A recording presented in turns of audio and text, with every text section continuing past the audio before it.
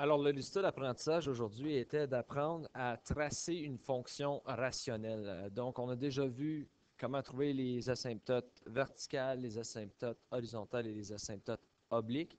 Maintenant, ce serait bien d'aller voir comment est-ce qu'on peut venir à bout de tracer les graphiques au complet. Donc, d'abord et avant tout, ce sont des notations qu'il faut être au courant. Donc, ici, vous avez A- et vous avez A+. On l'a vu un peu avec les limites. Ceci, ça veut dire à la gauche et ceci, ça veut dire à la droite.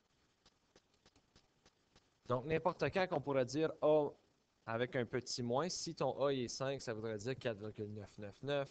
Et si tu aurais le A+, pour un 5, ça serait 5,001.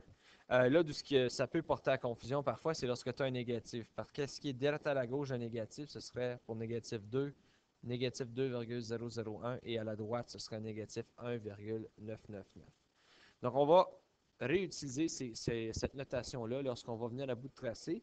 Cependant, pour commencer, on doit trouver toute l'information qui est pertinente. Donc, dans ce cas ici, on a f de x qui est égal à x au carré sur x au cube moins 2x au carré moins 5x plus 6. Donc, on cherche à tracer ce graphique ici. Alors, l'information qui va être importante, domaine, les coordonnées, ça inclut les abscisses et leurs données. Les asymptotes qui sont à la fois soit verticales, horizontales, ils pourraient être obliques, mais si je regarde cet exemple ici, ici, il n'y a pas un degré de plus en haut qu'en bas. Donc, ça ne devrait pas avoir un asymptote oblique. Alors, on commence avec le domaine.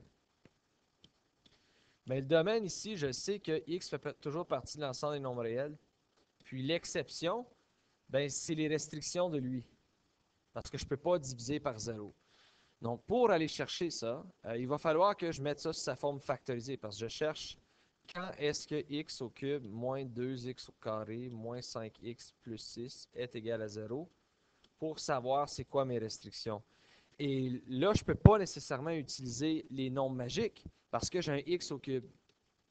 Puis là, vous êtes en train de soupirer très très fort. Il y en a d'entre vous que je suis certain que les yeux sont en train de rouler derrière leur tête. Parce que vous savez que ça va prendre le théorème des facteurs ou le théorème du reste pour être capable de résoudre ceci.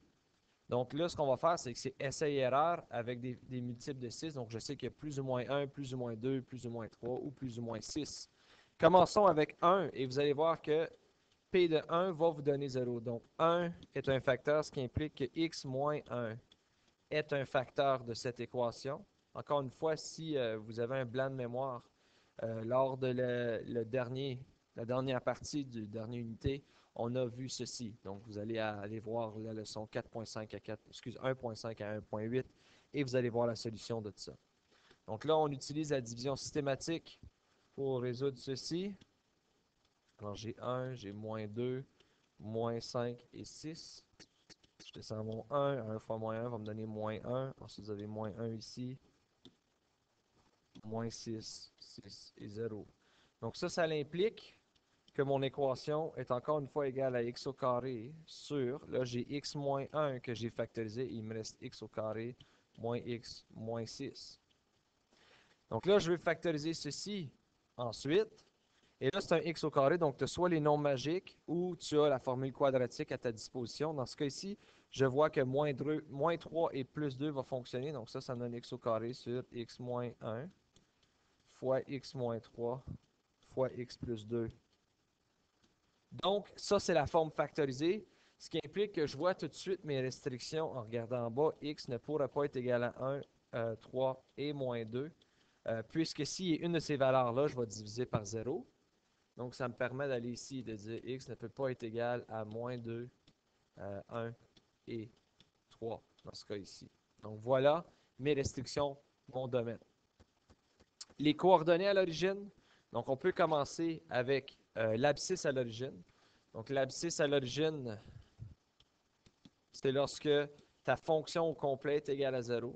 Donc, c'est lorsque 0 va être égal à x au carré sur... Là, moi, je vais le garder en forme factorisée. Vous avez le droit de le ramener à sa forme originelle. Moi, je trouve ça plus facile, personnellement. On a aussi dit que vu que c'est une division, n'importe quelle division qui va donner 0, c'est lorsque le haut est égal à 0. Donc, tu as simplement besoin de vérifier quand est-ce que le haut ou le numérateur de ma division va être égal à 0. Et dans ce cas ici, c'est assez simple de voir que ça va être lorsque x est égal à 0, l'abscisse à l'origine. Pour l'ordonnée à l'origine, je dois remplacer mon x par 0, donc f de 0 dans ce cas ici, 0 au carré sur 0 moins 1 fois 0 moins 3 fois 0 plus 2. Et je vais voir facilement que ça aussi, ça va donner 0, parce que j'ai 0 divisé par plein de choses. Donc, à date, j'ai mes abscisses à l'origine, ou pardon, j'ai mon abscisse, j'ai mon ordonnée et j'ai mes restrictions. Prochainement, ce qu'on demandait, c'était tes asymptotes, donc autant vertical que horizontal.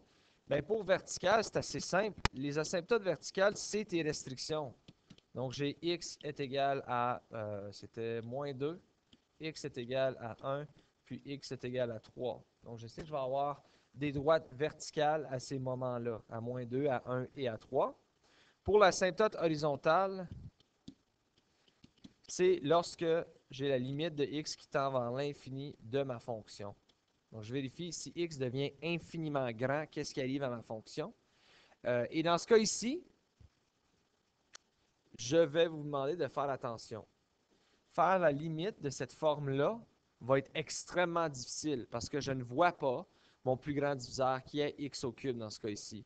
Donc, c'était pour faire la limite de x qui tend vers l'infini, prends la forme simplifiée pour faire la limite. Sinon, ça ne va pas bien fonctionner. Donc là, moi, ça va aller mal parce que je ne vois pas la forme en avant de moi. Donc, j'ai x qui tend vers l'infini. Là, on va tester ma mémoire. X au carré sur, c'était x au cube moins 2x au carré moins 5x plus 6. Donc, on va juste vérifier ça. Effectivement. Donc, je suis en train de faire la limite de ceci. Lorsque je tends vers l'infini, je peux diviser tout par la plus grande puissance. Donc, je vois ici que c'est x au cube. Alors, j'ai la limite de x qui tend vers l'infini de x au carré sur x au cube. Tout ça sur x au cube divisé par x au cube. Moins 2x au carré divisé par x au cube. Moins 5x divisé par x au cube. Plus 6 divisé par x au cube. Lorsque je vais tout simplifier ça, ça va me donner 1 sur x divisé par 1 moins 2 sur x moins 5 sur x au carré plus 6 sur x au cube. Et là, si je regarde bien comme il faut, je vois que lorsque x devient l'infini, cette fonction ici va tendre vers 0 parce que 1 divisé par l'infini, éventuellement, ça va devenir 0. Le 1, il ne va pas être affecté. 2 sur x va tendre vers 0. 5 sur x au carré va tendre vers 0. Et 6 sur x au cube va tendre vers 0. Ce qui veut dire que la limite va être égale à 0 sur 1, qui est simplement 0. Donc, j'ai un asymptote horizontal lorsque f de x est égal à 0. Alors, j'ai trouvé toute l'information nécessaire. J'ai mes coordonnées à l'origine, j'ai mon domaine, j'ai mes asymptotes. Là, pour tracer le graphique, tu vas toujours commencer par faire tes asymptotes. Donc là, je ne vais pas vous regarder le tableau pour tout de suite. On regarde à nos asymptotes ici. Donc, j'ai x est égal à moins 2, x est égal à 1, x est égal à 3. Donc, vous voyez, mes trois asymptotes verticales, je les ai placés. Et également, y est égal à 0 ou f de x est égal à 0. Ça, ce serait mon asymptote horizontal. Donc là, ce qu'on fait, c'est qu'on doit vraiment observer et faire certain qu'on a ce que j'ai dans mon tableau. Donc, regardez ici, dans mon tableau, tout ce que j'ai mis, c'est mes asymptotes verticales. Donc, j'ai moins 2, moins 1 et 3, pardon. Moins 2, 1 et 3. Là, si tu le regardes comme il faut, j'ai mis moins 2 avec un petit moins 2 avec un petit plus, moins 1 avec un petit moins, 1 avec un petit plus. Donc, ce que je suis en train de vérifier, c'est exactement à la gauche de mon asymptote vertical, qu'est-ce qui se passe, et ensuite exactement à la droite de mon asymptote vertical à moins 2. Ensuite, exactement à la gauche. Au lieu de faire des intervalles qui vont finir par être quasiment la même exacte chose, je suis en train de vérifier exactement à côté de lui, là. Qu'est-ce qui est en train d'arriver? Donc, dans ce cas ici, exactement à la gauche de moins 2, ce serait moins 2,001. Alors là, encore une fois, c'est une question de positif ou de négatif. Alors, moins 2,001, ça va me donner un négatif en haut. Ensuite, moins 2,001 plus 2, ça va être un négatif, puis un négatif. Donc, toutes les trois vont devenir des négatifs en bas de la division. Alors, 4 Excusez, ça va être un positif en haut. Pardon, c'est un exposant 2. Donc, j'ai 3 négatifs, 1 positif, ce qui va me donner un négatif comme réponse finale. Ce qui veut dire, quand je suis à la gauche de mon asymptote ici, toutes mes valeurs sont négatives. Alors, je sais que je m'en vais vers l'infini négative à mesure que je frôle cette asymptote-là. Puis là, les asymptotes, il faut que vous compreniez, quand que je fais les courbes, je veux me rapprocher de ces choses-là. Je tends infiniment proche parce qu'à mesure aussi que mon x s'en va vers l'infini négative, il tend vers cette asymptote-là. Donc, ça a l'air à ceci. Alors là, vraiment, ça devient un jeu de rejoindre les courbes. Donc, il tend vers l'infini négative tranquillement, pas vite. Bon. Donc, toutes les valeurs qui sont à la gauche de mon asymptote vertical sont négatives. Donc, là, ça dépend de ta visualisation, mais il arrive de mon asymptote horizontal, puis il se rend vers mon asymptote vertical. Vraiment, c'est tout ce que ma courbe est en train de faire. À la droite de négatif 2, donc là, je vais aller prendre négatif 1,999, ça me donne un positif ici. Ensuite, négatif, positif, négatif. Donc, 2 négatifs, 1 positif va me donner un positif. Alors, je sais qu'à la droite de négatif 2, je suis positif et je frôle mon asymptote. Et puis après ça, je ne suis pas sûr qu'est-ce qui se passe. Mais je sais nécessairement que je vais devoir toucher l'abscisse à l'origine qui est en vert ici. Mais pour savoir qu'est-ce qui se passe, moi, je vais vérifier à la gauche de ma prochaine asymptote qui est 1. Donc, ce serait 0,999. Donc, si je remplace 0,999 dans l'équation, ça va être un positif en haut. Puis ensuite, tu vas avoir négatif. Pardon, oui, tu vas avoir négatif. Excusez, positif. Parce que 0,999 plus 2, ben oui, je suis un patate. Positif, négatif et ensuite négatif. Ce qui veut dire ici que ça va être encore une fois positif. Donc, à la gauche de 1, je suis positif ici. Donc là, ça devient un jeu de rejoindre les points. Rends-toi, il faut que tu touches l'abscisse à l'origine. Et à la gauche de ton asymptote, tu es positif. Donc, tu ne peux pas traverser ici, là. Ça n'arrivera pas parce qu'il faut que tu sois vers l'infini positif à mesure que tu t'approches de ton asymptote. Maintenant, à la droite de ça, à la droite de mon 1, je vais utiliser 1,001. Vous allez voir que ça te donne un positif, ensuite un positif, positif, mais un négatif, ce qui va donc te donner une réponse négative. Donc, tout ce qui est à la droite de mon asymptote ici va tendre vers l'infini négatif. Donc, je frôle infiniment proche du côté négatif. Puis là, après ça, j'arrête. J'arrête parce que je ne suis pas sûr où je m'en vais. Il y en a beaucoup qui vont dire, ben monsieur, tu as juste un abscisse à l'origine, donc logiquement, tu vas revenir. Oui, on va le vérifier algébriquement, faire certain que je n'ai pas fait d'erreur. Donc, à la gauche de 3, j'aurai 2,999, ce qui va me donner un positif, positif, positif, et ensuite un négatif. Donc, ce qui me donne un négatif. Donc, je sais qu'à la gauche de l'asymptote ici, je suis négatif. Donc, je m'en vais vers l'infini négatif. Et en quelque part, ils vont devoir se rejoindre ici. Et en dernier, à la droite de 3, je vais utiliser 3,001. Vous allez voir que ce sera tous des positifs, ce qui va me donner un positif comme réponse finale. Donc là, ce que je regarde ici, je ne sais pas si jaune, c'est une bonne idée. Si je regarde ici, ça veut dire que à la droite de mon asymptote ici, je suis toujours vers l'infini positif. Et éventuellement, je vais tendre vers mon asymptote horizontal parce que mes valeurs vont infiniment se rapprocher de ça. Donc, ce qui donne le graphique que vous avez devant vous. Mais, il y a des exceptions aux étapes. Comme là, tout ce que j'ai fait, ce tableau-là, je m'attends à ce que vous le faites. S'il y a des asymptotes. Mais il y a aussi des exceptions au graphique, comme si vous regardez ici. Là, j'ai écrit « check ça ». Parce que là, mettons que tu aurais fait ce graphique-ci. Ça ici, c'était A. Ça, tu aurais fait un graphique, boum, OK, tu aurais eu f de x. Puis là, tu aurais fait A à la gauche, A à la droite, B à la gauche, B à la droite. Excuse, pas P au carré. Tu aurais fait ceci. Et là, tu aurais vu, si je regarde mon graphique ici, là, à la gauche de mon asymptote A, j'avais un négatif. À la droite, j'avais un positif. On le voit ici. Là. À la gauche de B, j'étais positif. Et à la droite de B, j'étais négatif. Mais check ça, là. Ça, je ne l'aurais pas vu dans mon graphique que je vais retraverser et devenir positif. Donc, ce que tu dois ajouter à ton tableau ici, c'est ton abscisse à l'origine. Donc, tu dois ajouter, mettons, x est plus grand que mon abscisse, je vais l'appeler c. Donc, si, mettons, ça c'était c, s'il y a un abscisse à l'origine après ou avant un asymptote, avant, à la fin ou au début de mon tableau, je dois noter l'abscisse. Pareil comme ici. Si je regarde ici, j'ai un asymptote vertical. Oui, à la gauche de A, je suis positif. À la droite de A, je suis négatif. Mais, tu vois qu'à mon abscisse, je vais devenir positif. Donc ici, encore une fois, si j'aurais fait le tableau, appelons notre abscisse abs. Oui, parce que j'en ai plein. Donc, si on regarde ici, à la gauche de A, j'ai vu que j'étais positif. À la droite de A, j'ai vu que j'étais négatif. Mais là, je remarque que j'avais un abscisse, mettons, à 2.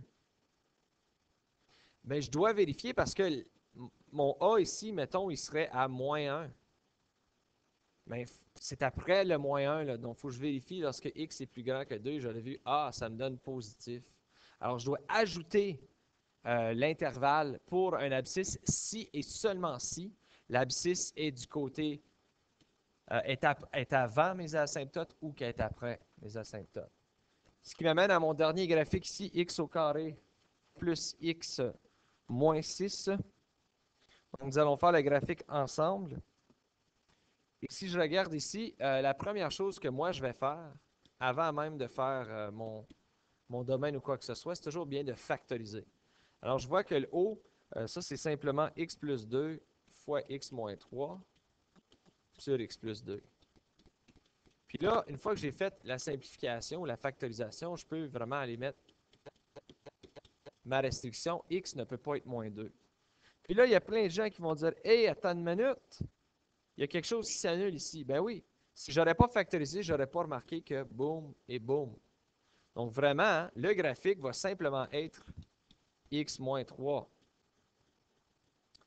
Cependant, je vais quand même faire toutes les étapes. Donc, je vais commencer avec mon domaine. X fait partie de l'ensemble des nombres réels tel que, il ne faut pas oublier que même si ici, je n'ai pas de restriction, j'avais une restriction dans le cas original. Donc, x ne pourrait pas être moins 2. Mais, puisqu'il a été annulé ici, il serait un point de discontinuité. Et vous allez voir dans un instant que ça va avoir l'air visuellement. Alors, pour les abscisses maintenant, ben ça, c'est lorsque ma fonction est égale à 0. Alors, j'ai 0 égale à x moins 3. Ben, 3 est égal à x, donc j'ai un abscisse à 3,0. Pour l'ordonnée à l'origine, ça c'est f de 0 qui va être 0 moins 3, donc qui va être égal à moins 3. Alors, j'ai un ordonnée à 0,-3. Pour les asymptotes verticales, perds pas ton temps. C'est une fonction x moins 3. Il n'a pas d'asymptote vertical, donc il n'y a aucune asymptote. Et ça veut dire aussi, vu que c'est une équation qui est simplement une ligne droite, x moins 3, donc il n'y en a aucune asymptote. Alors là, si tu veux vraiment le faire comme on l'aurait fait avec les autres graphiques, tu pourrais aussi dire, alright, je vais faire mes intervalles. Mais en ce moment, je n'ai pas d'asymptote. Mes intervalles vont seulement être l'abscisse. C'est la seule chose qui a le droit de changer le signe. Alors, j'aurai x est plus petit que 3, puis x est plus grand que 3. Et tu vérifies dans ton équation x moins 3. Donc, si x est 2, 2 moins 3, ça me donne un négatif. Puis si x est 4, 4 moins 3, ça me donne un positif. Donc, ça, c'est vraiment la seule information qui va être pertinente pour faire mon graphique, que je sais, ça va être une ligne droite.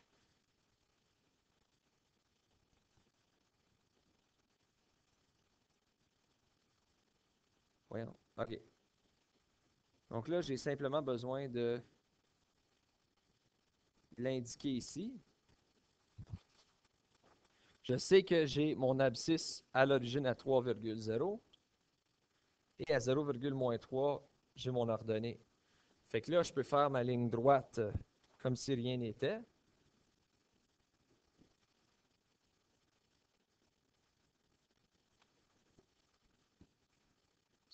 Et ça serait mon graphique. Cependant, Il y a une partie de mon graphique, il ne faut pas que j'oublie, là. Lorsque x était égal à moins 2, j'avais une restriction. Donc ici, à x est égal à moins 2, je devrais avoir un point blanc. Là, je ne sais pas si je peux aller chercher du blanc là-dedans. Là. Voilà. Alors, à x est égal à 2, je devrais avoir un point de discontinuité. Puis pour le trouver, c'est simple. Tu dis x ne peut pas être égal à 2, à moins 2, pardon. Donc, tu substitues ça dans ton équation. F de moins 2, sache c'est quoi la coordonnée. Donc, ça va être moins 2, moins 3, qui va être moins 5. Donc là, tu pourrais m'identifier un point de discontinuité à moins 2, moins 5. Et c'est tout. Alors, ceci met fin à la leçon d'aujourd'hui. Si jamais vous avez des questions, n'hésitez pas à m'envoyer un message sur Edmodo ou Remind.